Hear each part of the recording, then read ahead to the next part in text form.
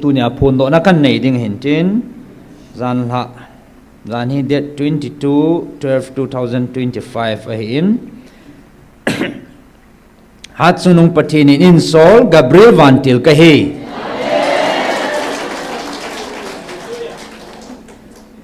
hat sunung pathinin achate ngai lut na adai pun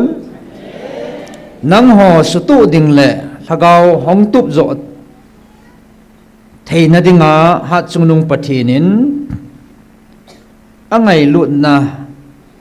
alhadai thei pun hi chi nang ho hong sutu dingin hat sunung pathin zinga pat ni thum ni ting le ni dan ni pung ni ting le hat sungnung pathin amata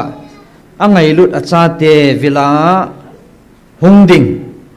hi chi thu het tu sa in sol Vantil Gabriel ka hi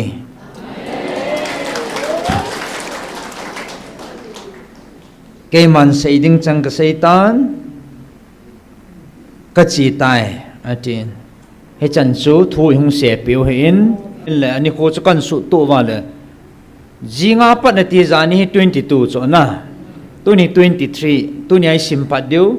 ni thumatia le 23 24 25 ni ke to chane cho hallelujah